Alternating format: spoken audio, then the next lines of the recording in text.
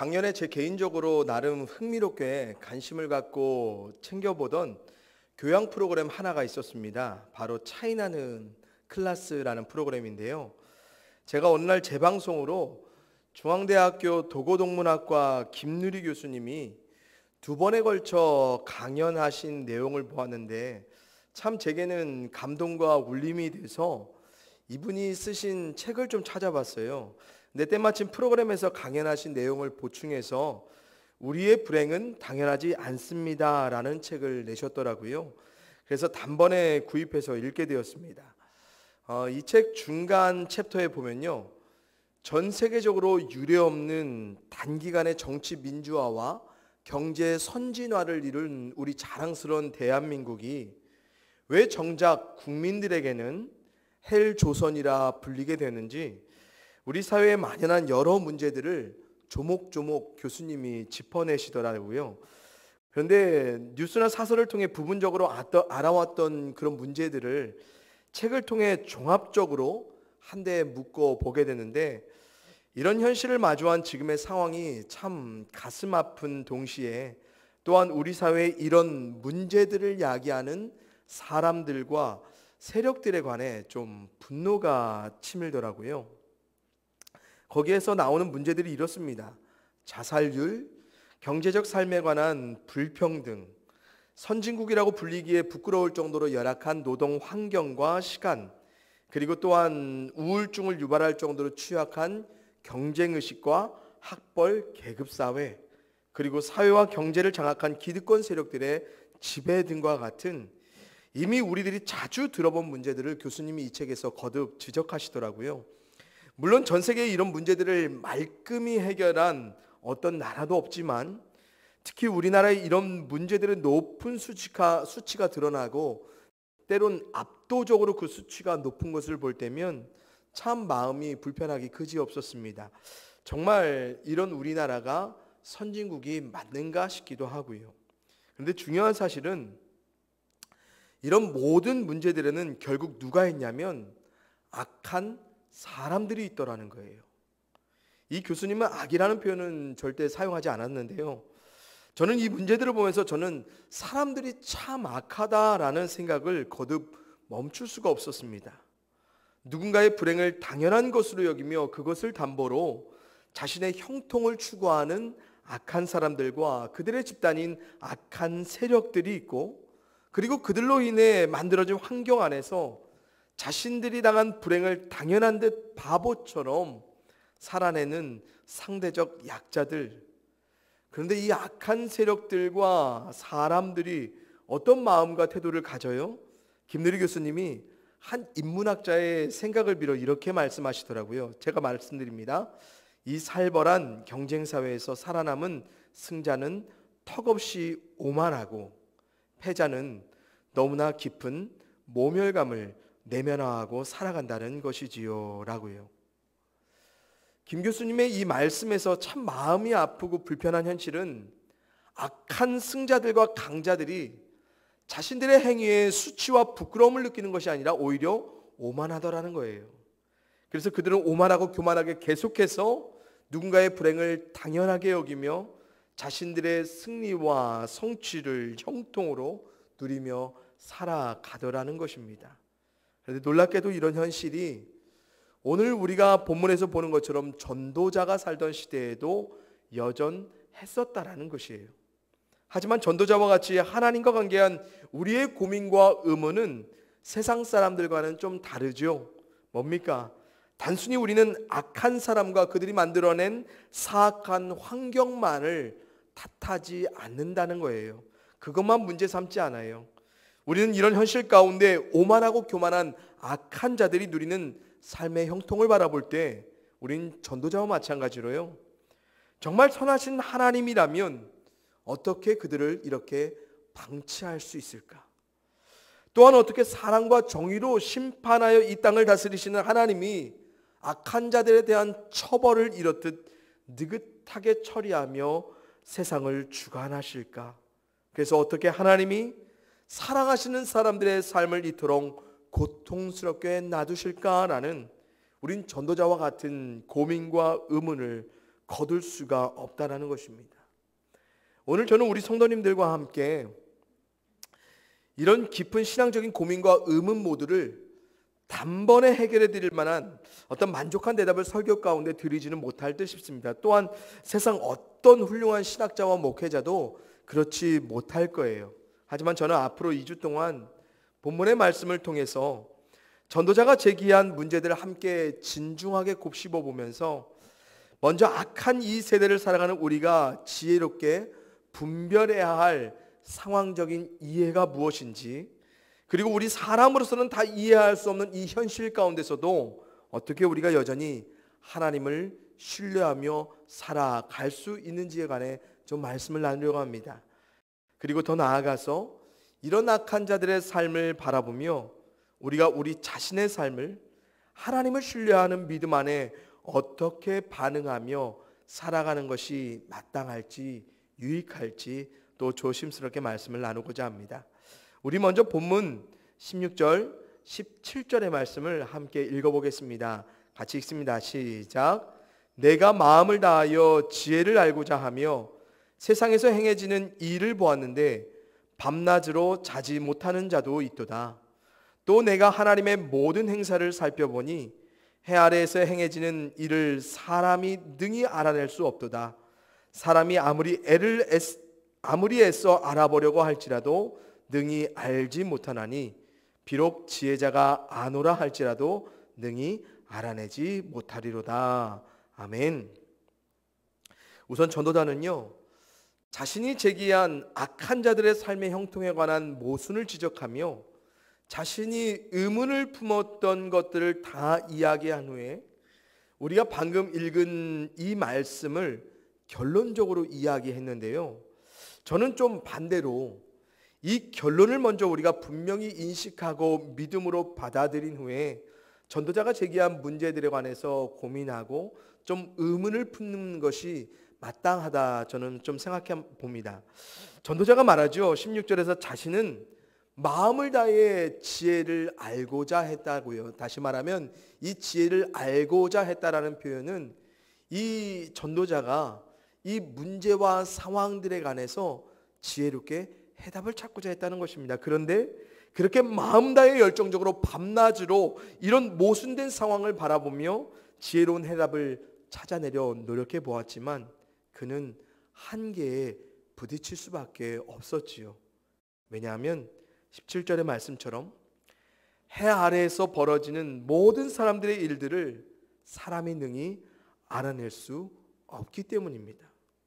그래서 아무리 애를 써서 알아보려 할지라도 알 수 없을 뿐더러 심지어 자기보다 더 나은 어떤 지혜자라 할지라도 능히 알아내지 못할 것이라고 그래서 전도자가 이야기하는 것입니다. 그러면서 전도자가 17절 서두에서 아주 중요한 단서 하나를 붙이죠. 바로 해 아래 이 땅에서 벌어지는 모든 일들이 누구의 주관 아래 있어요? 바로 하나님이라는 사실입니다. 여러분, 전능하신 하나님을 알아감이 우리에겐 더없이 중요합니다. 그래서 하나님이 뜻하여 원하시는 것이 무엇인지, 그리고 세상 만사에 벌어지는 일들을 살펴보며 하나님이 그런 일들을 우리 사람의 삶 가운데 허용하신 이유들을 우리는 알아가고 깨달아가는 것, 최소한 하나님을 신뢰하며 살아가는 믿음의 우리에겐 뭐예요? 분명 중요한 건 맞습니다. 특별히 하나님이 가장 싫어하고 미워하시는 악에 관한 것이라면 우린 더더욱 그런 삶을 신앙적으로 추구함이 마땅하죠. 그런 이유 때문에 우리는 하나님 앞에 악한 자들과 악한 일들에 관해 고민하고 의문하며 세상 사람들처럼 그냥 그런 현실을 사람과 환경의 탓으로만 돌리지 않고요, 하나님을 통해 세대의 악함에 대한 바른 해답을 찾아가기 위해 지혜롭게 또 믿음을 가지고 날마다 소원하며 기도하며 살아가고 있습니다. 그럼에도 불구하고 우리가 아무리 선한 의도를 갖고 하나님 앞에 애를 쓰고 이해하려 겸손히 노력해도 우리에겐 여전히 고민과 의문만으로 남겨진, 그래서 답을 찾지 못하고 모른 채로 끝내야 할 삶의 문제들이 하나님의 뜻하심 가운데 남아 있더라는 사실입니다. 그래서 결국 이 땅에 살아가는 동안에 우리 사람으로서는 아무리 하나님을 제대로 믿는다 할지라도 여전히 이해하지 못한 채 남겨두어야 할 문제들과 영역들이 있다는 사실입니다.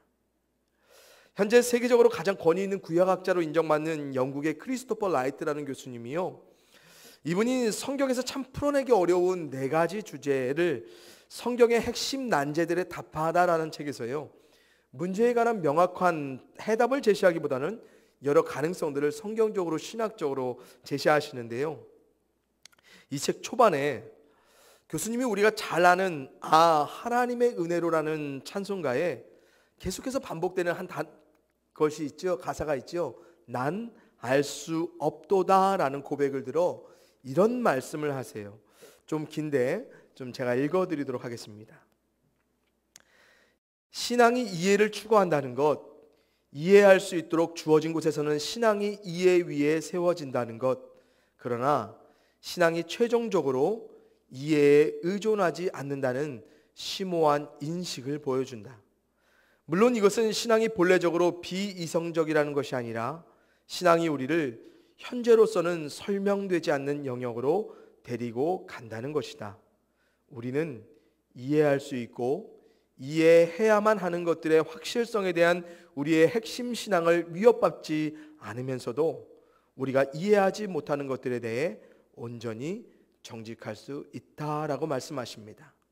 좀 길죠. 이게 무슨 말이냐면, 우리가 처한 현실 가운데 성경적으로, 신학적으로, 신앙적으로, 이성적으로 이해되거나 설명되지 않는 문제들이 있다면 우리는 혼란스러울 것입니다.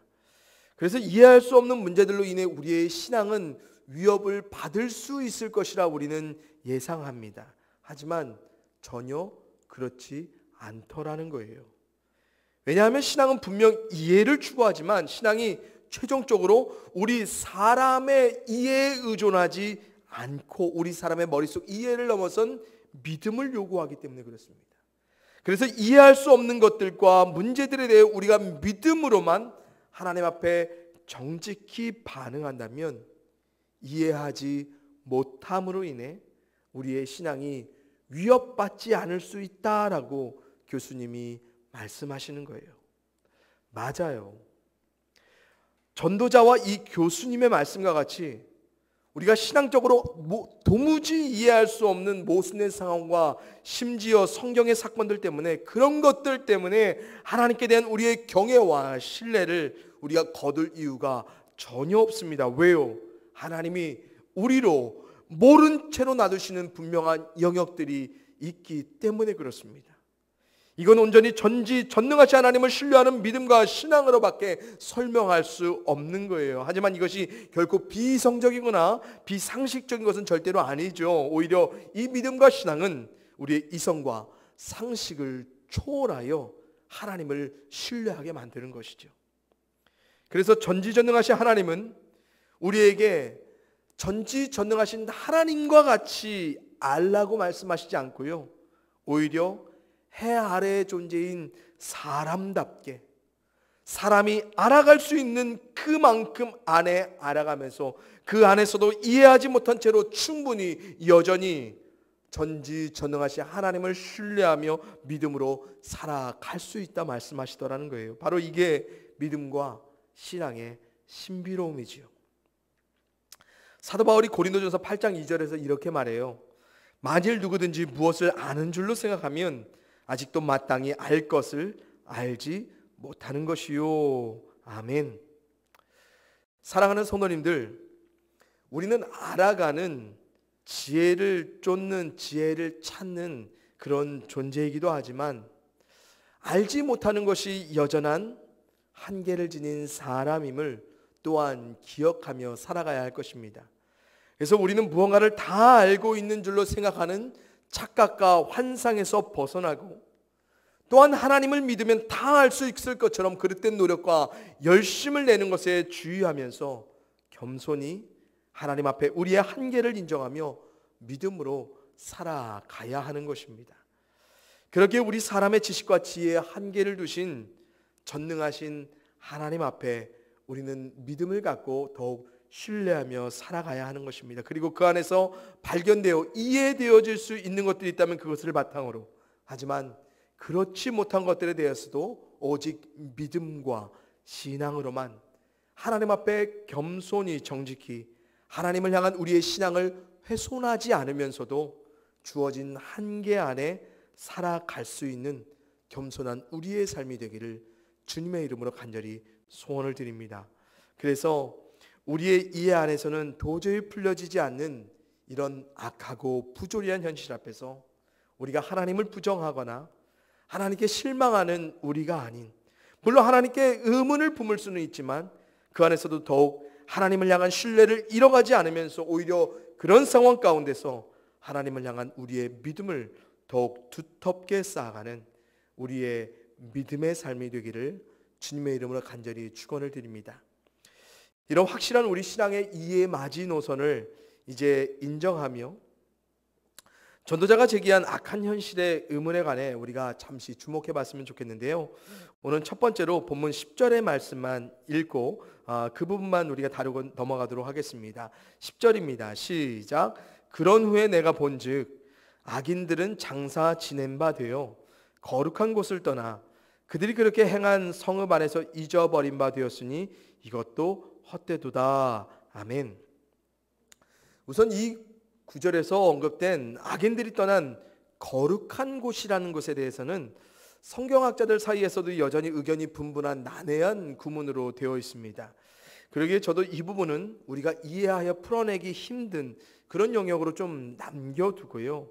우리가 명확하게 발견할 수 있는 이 본문의 주제, 이 구문의 주제가 있죠. 바로 악인들의 잊혀짐에 관해 좀 생각해 보았으면 좋겠습니다.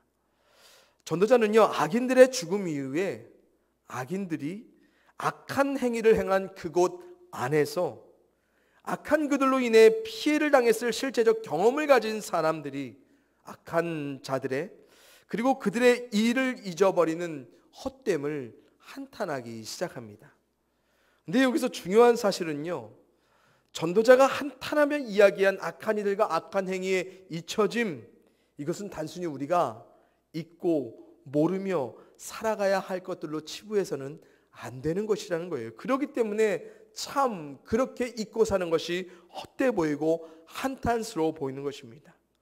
이것들은 반드시 기억하여 그런 악한 자들이 다시 악한 행위를 할 수 없도록 우리가 잊지 않고 삶 가운데 바로 잡아가야 하는 것들이라는 것입니다.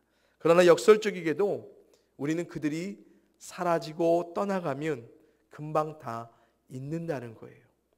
그리고 그렇게 잊어가는 우리들로 인해 이전과 같이 반복된 악한 일들이 악한 자들을 통해 다시 실행되는 것을 우리는 또 겪어내더라는 사실입니다.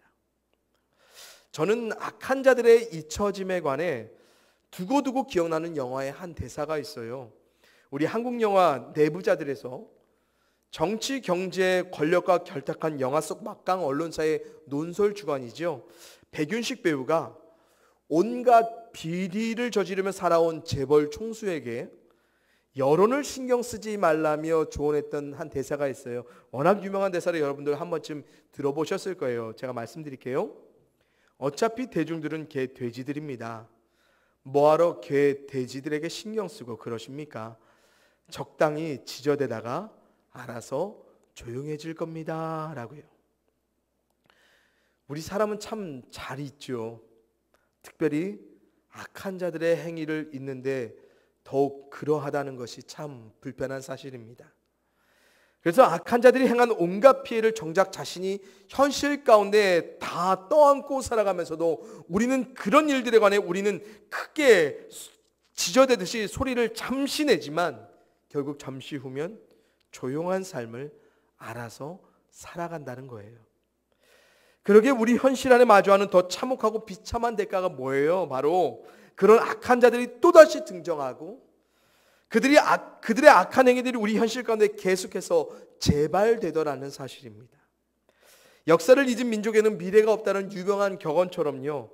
그래서 어쩌면 우리의 미래는 점점 더 악한 현실을 자주 계속해서 마주하며 살아가는 것일 수도 있겠습니다. 특별히 우리는 우리 자신에게 직접적인 피해를 입히지 않은 악한 일들에 관해서는 더욱 우리 기억에 잊혀짐의 속도가 빠르죠. 그런데 악인들의 피해자와 희생자로 삶에 잊혀지지 않을 만큼 각인될 정도의 그런 악한 일들의 고통과 아픔을 경험했을지라도 우리는 어째 그들이 사라지면, 또 그들이 잠시 잠잠하면 그 안에서 살아가면서도 쉽게 그것들을 잊어내고, 그리고 그렇게 잊어만 가는 우리 자신들로 말미암아 결국 더한 악인들과 악한 일들이 우리로 말미암아 또 벌어지고 있는 것이 아닐까 생각해 봅니다. 김영국 목사님이 쓰신 교회 안의 거짓말이란 책에 보면요, 목사님께서 적극적인 악과 소극적인 악을 분류해서 말씀하시는데요, 저는 우리가 분별하기 쉬운 적극적인 악보다는 우리 그리스도인들이 자주 삶 가운데 허용하는 소극적인 악에 관해 좀 한번 주목했으면 좋겠어요. 목사님이 이렇게 정의하시더라고요. 소극적인 악이란 세상은 다 그래, 이게 우리 자본주의 체제야, 어쩔 수 없어라고 하면서 악한 제도에 편입되어 자신을 합리화하며 그 속에서 순응하며 살아가는 것을 말합니다 라고 말씀하십니다.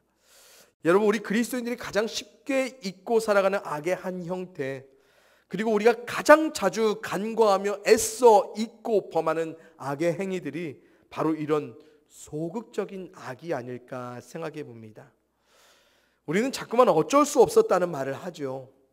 그래서 자신이 그래야만 했던, 그래서 악을 허용하고 악과 타협하며 살아가는 자신을 자기 합리화와 순응 가운데 그냥 금방 잊고 살아가려 합니다.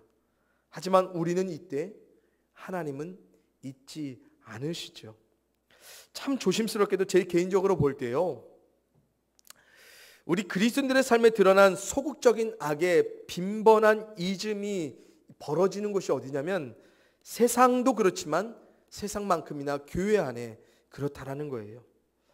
세상에서는 그래도 부정하고 부조리한 삶의 문제들에 관해 우리가 목소리를 내고 행위를 적극적으로 드러낼 때도 있지만, 교회 안에 발생한 악한 문제들에 관해서는 우리 스스로가 소극적으로 악을 잊어가며 허용하는 그런 악을, 또 다른 악의 형태를 보일 때가 많이 있더라는 거예요. 여러분, 하나님의 사랑의 법칙이 도저히 성립될 수 없는 그런 악한 상황 가운데서도 우리는 그래서 무기력한 형태의 사랑을 적용하며 비겁하려 하고요, 하나님의 정의로서는 도저히 용납할 수 없는 일들에 관해서 너무 비굴하게 관대하려 합니다. 그래서 악에 저항하는 우리 그리스도인들의 신앙이 세상에 그 빛을, 그 맛을 드러내기도 전에 이미 우리 내부적으로 잃어버린 채 선포하려 하기 때문에 이 세상이 우리에게 관심을 갖지 않는 것이 아닌가 싶습니다. 여러분, 우리가 앞서 보았던 전도서 3장 15절에 이런 말씀이 있어요. 이제 있는 것이 옛적에 있고 장래에 있을 것도 옛적에 있으나니 하나님은 이미 지난 것을 다시 찾으시느니라. 아멘. 사랑하는 성도님들, 이해할 수 없는 영역에 대해서 무지한 채 있어도 괜찮습니다. 그런 우리의 한계를 하나님도 충분히 인정하며 우리의 연약함을 긍휼로 바라보실 것입니다. 또한 모를 수밖에 없었던 부분에 관해 애써 알아내지 못한 우리들을 하나님이 바라보시면서 우리를 질책하거나 절대로 비난하지 않으실 것입니다. 하지만 드러난 확인된 악한 현실에 관하여서 애써 잊어버리려고 하는 그런 우리 자신의 합리화와 순응하며 그런 악을 우리가 또다시 허용하는 삶을, 그런 삶에서 우리의 지난 믿음의 삶을 날마다 다시 찾아내시는 하나님을 우리가 대면할 때 우리가 얼마나 마음 가운데 두려움과 떨림이 있겠습니까? 그러기에 우리는 우리가 마주하는 악한 현실 가운데 그런 악한 자들과 악한 행위를 단순히 잊으며 망각한 채 살아갈 수가 없는 것입니다. 우리가 과거의 삶에 행한 악한 행위를 하나님은 그리스도의 피값으로 영원히 그런 우리를 용서하시기를 작정하신 건 맞습니다. 하지만 우리가 직접 용서를 빌지 않아도 될 만한 것들을 생각하는 또 다른 악한 행위를, 악을 허용하는 비겁함과 비굴함을, 악을 애써 잊고 살아가는 우리의 방관에 대해서 하나님은 분명 후에 하나님의 현재에서 우리의 삶을 다시 찾아내어 결산하실 것입니다. 그러기에 우리는 우리 자신의 악함뿐만 아니라 다른 이들의 악을 잊고 살아가며 삶에 허용하는 우리 자신을 날마다 믿음 안에 돌아보며 더욱 하나님을 경외하는 마음으로, 신뢰하는 마음으로 악에 저항하는 믿음 그리고 용기를 가지며 살아가야 할 것입니다. 사랑하는 우리 질그릇교회 모든 성도님들, 이해할 수 없는 악한 세대에 관해 우리 자신의 한계로 인해 이해를 포기하고 오직 믿음으로만 하나님을 신뢰함으로 살아내야 할 우리의 삶도 있지만요, 분명 확인하여 이해할 수 있는 악한 존재와 일들에 관해서까지 우리가 모른 채 믿음 없이 살아가려는 우리 자신이 있다면 이 부분만은 분명 우리가 날마다 돌이키며 회개해야 될 것이라고 생각해 봅니다. 하나님이 히브리서 10장 38절에 이렇게 선포하시죠. 나의 의인은 믿음으로 말미암아 살리라. 또한 뒤로 물러가면 내 마음이 그를 기뻐하지 아니하리라 하셨느니라. 아멘. 해 아래 세상에서 우리가 마주하여 가장 두려워해야 할 존재, 하나님 앞에 기억될 하나님의 의인으로, 하나님이 기뻐하실 뒤로 물러남이 없는 담대한 우리의 삶이 하나님을 신뢰하는 그 믿음 때문에 이 세상의 악한 것들을 이겨낼 수 없는, 그래서 정의롭게 그런 삶에 목소리를 내고 행위를 드러내는 그런 결단하는 삶이 우리의 삶의 믿음으로 드러나기를 간절히 소원합니다. 또한 그런 믿음의 삶을 살아갈 지혜와 용기를 우리 삶의 능력 가운데 알아가실 하나님을 날마다 소원하고 기도하며 살아가는 우리 모든 성도님들의 삶이 될 수 있기를. 그래서 여러분들을 말미암아 더 이상 여러분들이 거한 자리 가운데 악한 일들이, 악한 자들이 득세하지 못하는 그런 역사가 일어날 수 있기를 간절히 축원을 드립니다. 함께 기도하겠습니다. 전지전능하신 아버지 하나님, 참으로 감사를 드립니다. 모든 것을 알고 계신 그 하나님 때문에 우리가 정말 마음의 위로를 얻는 것은 우리가 하나님과 같이 다 알지 못하는 존재임을 확인할 수 있다는 사실입니다. 또한 그렇게 하나님이 우리를 현실 가운데, 이 해 아래의 삶 가운데 놔두셨다는 사실입니다.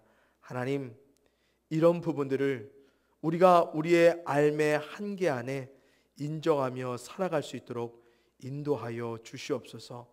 그것에 관한 확실한 믿음을 갖게 하시고, 그래서 더욱 온전히 하나님께로만 향한 신뢰를, 믿음을, 또 하나님이 모든 것을 알고 계심에 우리의 모든 지혜를 의탁하는 온전한 믿음을 갖고 살아가는 우리가 되도록 주님 함께하여 주시옵소서.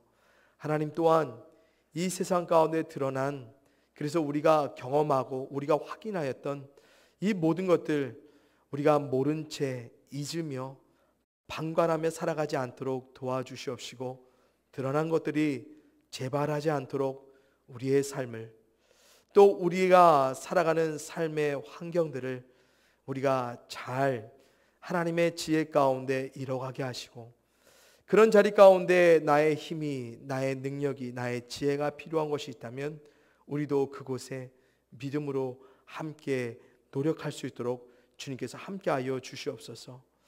아버지 하나님, 우리 그리스도인들이 좀 더 이 세상 가운데 저항하며 정의롭게 믿음으로 살아가야 되는데 그렇지 못할 때가 참 많이 있습니다.